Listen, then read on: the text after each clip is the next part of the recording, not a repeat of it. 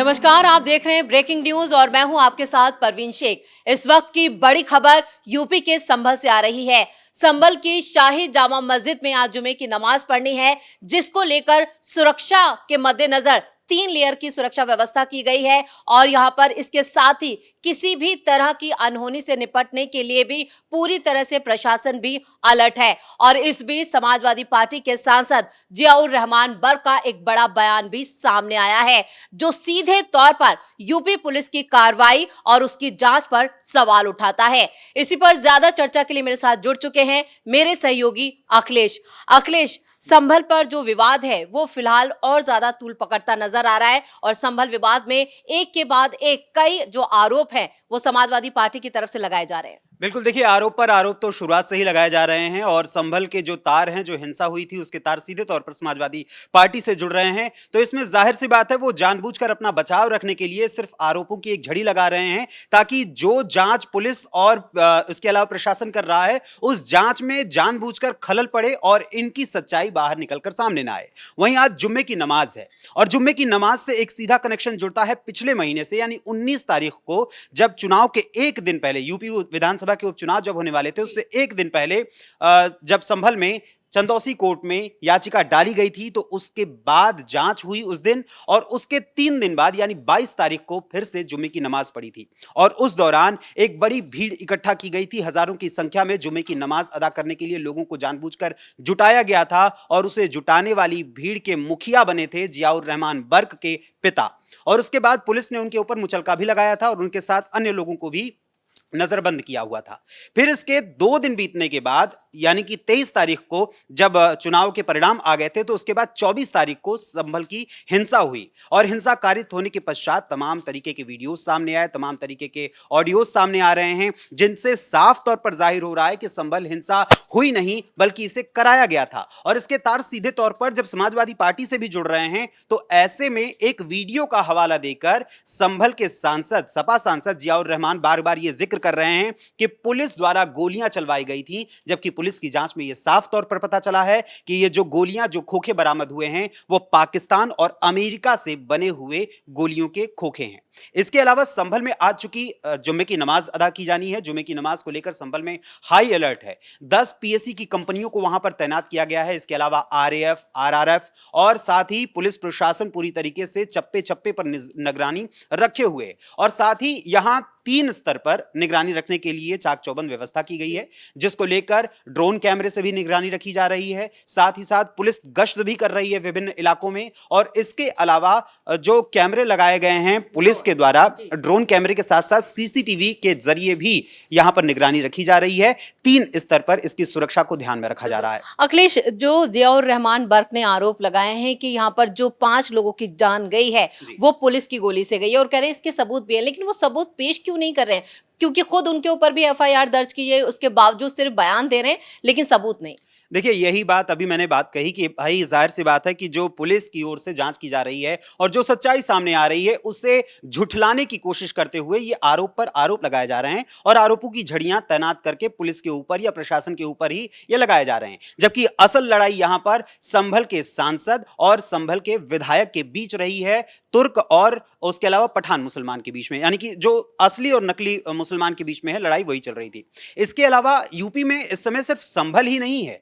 बल्कि इसके अलावा झांसी और वाराणसी भी हाई अलर्ट पर हैं, क्योंकि अभी कल एनआईए ने झांसी में छापेमारी की और उस दौरान जब एनआईए ने अपनी ओर से कार्रवाई की तो मस्जिद से ऐलान हुआ और उस ऐलान की वजह से 200 लोगों की भीड़ एनआईए के सामने खड़ी हो गई और एनआईए को घेर लिया। बस उसका रीजन था कि मुफ्ती खालिद नदवी, उनको हिरासत में पुलिस ने लिया था, क्योंकि माफी चाहूंगा, एनआईए ने लिया था, क्योंकि एनआईए को संदेह था कि इनके कनेक्शंस जो हैं वो पाकिस्तान या अन्य ऐसे देशों से जुड़े हुए हैं जो भारत के लिए घातक हैं। चूंकि जो ये भाई साहब हैं, नदवी हैं, वो एक ऐसी ऑनलाइन क्लासेस चलाते हैं जिसके जरिए वो तालीम देते हैं, वो इस्लामी तालीम सिखाते हैं ऑनलाइन के जरिए और उन्होंने बताया था कि इसके लिए वो 50 रुपए से लेकर 2000 रुपए तक का शुल्क लेते हैं और उसकी जांच करने के लिए, उसी के बारे में पूछताछ करने के लिए एनआईए ने उन्हें अपने हिरासत में लिया था। लेकिन वहां भी एक अलग ही प्रकार की एक ऐसी घोषणा की गई मस्जिद से और साथ ही सोशल मीडिया प्लेटफॉर्म्स के जरिए भी ऐसे मैसेज प्रसारित किए गए जिनके जरिए यह कहा गया कि एनआईए इनको पकड़ कर ले जा रही है और ये नहीं बताया गया कि असल रीजन क्या है। हालांकि 7 से 8 घंटे तक पूछताछ के बाद एनआईए ने उन्हें छोड़ दिया है। इस मामले में कोई जिक्र नहीं हुआ। उसके अलावा अब हम बढ़ते हैं वाराणसी की तरफ, जो कि प्रधानमंत्री नरेंद्र मोदी की जो संसदीय सीट है, वहां की चर्चा करें तो वहां का इस समय उदय प्रताप सिंह कॉलेज सबसे ज्यादा चर्चा में है। मस्जिद और मजार को लेकर वहां पर सबसे ज्यादा चर्चा हो रही है और आज जुम्मे की नमाज है।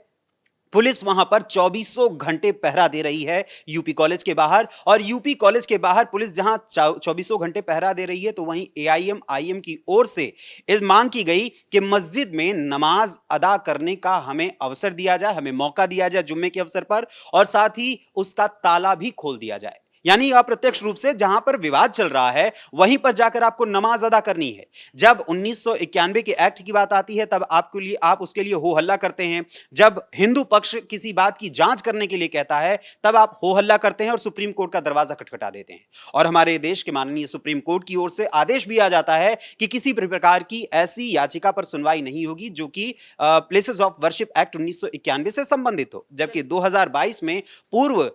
चीफ जस्टिस ऑफ इंडिया की ओर से एक जो निर्णय दिया गया था, उस निर्णय में कहा गया था कि किसी भी जो पूजा स्थल है या किसी भी मस्जिद या किसी भी स्थान का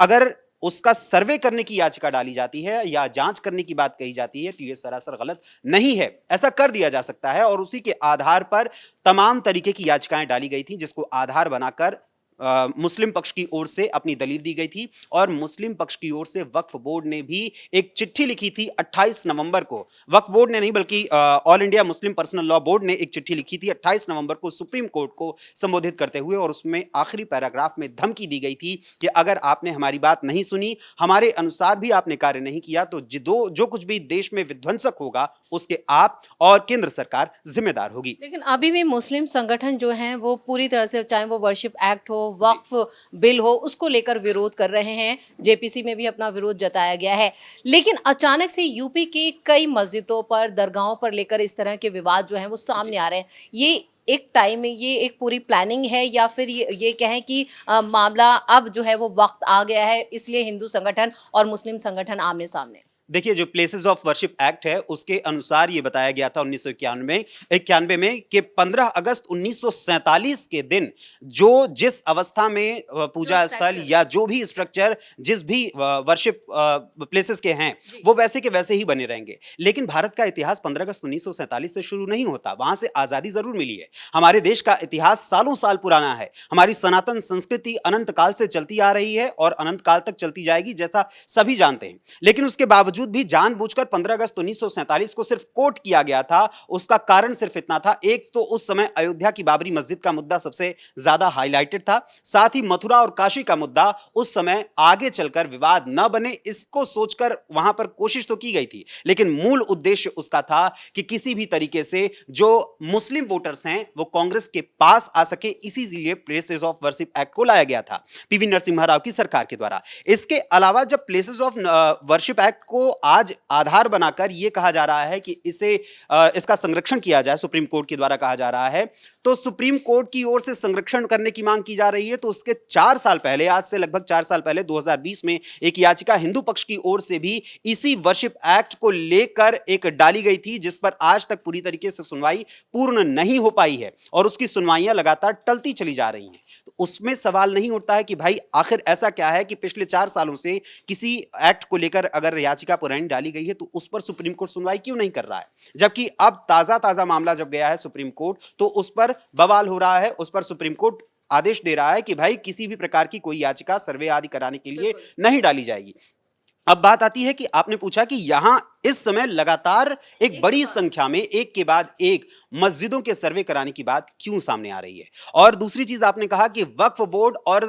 मस्जिद के सर्वे कराने को लेकर मुस्लिम पक्ष जो है वो भारत सरकार के साथ या सरकार के साथ खड़ा नहीं है। पहली चीज कि भारत सरकार के पक्ष में या भारत सरकार के खिलाफ मुस्लिम तबके के लोग नहीं है, बल्कि मुस्लिम तबके का नेतृत्व करने वाले जो तथाकथित अपने आप को उनका नेता बताते हैं और उन्हीं के ऊपर उनकी राजनीति चलती है, वो जानबूझ जानबूझकर अपनी सिर्फ सियासी रोटियां सेकने के लिए लगातार इसको मुद्दा बना रहे हैं। जबकि वक्फ संशोधन अधिनियम जो लाया गया है उसमें 40 ऐसे संशोधनों की बात की गई है जो मूल रूप से जो मुसलमान हैं उन्हीं को आगे बढ़ाने की बात कही जा रही है। उसमें एक पॉइंट अभी कुछ दिन पहले आम आदमी पार्टी के सांसद संजय सिंह एक कार्यक्रम में गए हुए थे सुल्तानपुर। उन्होंने एक कार्यक्रम में एक मंचीय संबोधन करते हुए कहा कि जो संशोधन लेकर आया है केंद्र सरकार, वो एक पॉइंट को रख रहा है जिसमें यह कहा जा रहा है कि जो 5 साल से अब मुस्लिम पद्धति का यानी कि इस्लामिक पद्धति का अनुसरण करते हुए 5 बार के नमाजी होंगे, वही वक्फ बोर्ड में अपनी संपत्ति को दान कर पाएंगे। लेकिन वहां पर जब उन्होंने ये बात कही तो उन्होंने ये भी कहा कि क्या मोदी उन घरों में एक सीसीटीवी कैमरा लगाएंगे जिसके जरिए यह देखा जा सके कि 5 बार नमाज अदा की जा रही है या नहीं। भाई, अगर 5 बार नमाज अदा करने की बात कही जा रही है और इस्लाम में भी अगर बताया गया है तो जाहिर सी बात है आपको आपके धर्म का पालन करने का ही तो कहा जा रहा है। अगर आपको आपका धर्म पालन करने का भी जहमत आप नहीं उठाना चाहते हैं तो फिर तो ये तो गलत बात है। बाकी रही इस समय जो मुस्लिम पक्ष है, वो तमाम मुस्लिम पक्ष धीरे धीरे खिसकता जा रहा है, क्योंकि एक समय ऐसा रहा है कि आजम खान एक बड़े चेहरे के रूप में यूपी में नजर आए थे सपा के खेमे में, लेकिन अब वो चेहरा भी पीछे चलता चला जा रहा है और धीरे धीरे मुस्लिम पक्ष भी भारतीय जनता पार्टी के साथ खड़ी होती नजर आ रही है। और इसी वजह से विपक्ष को कुलबुलाहट हो रही है और वो बार बार मुस्लिम पक्ष को अपने खेमे में करने के लिए एक नई चाल चलने की कोशिश कर रहा है। चलिए, इस तमाम जानकारी के लिए बहुत बहुत धन्यवाद।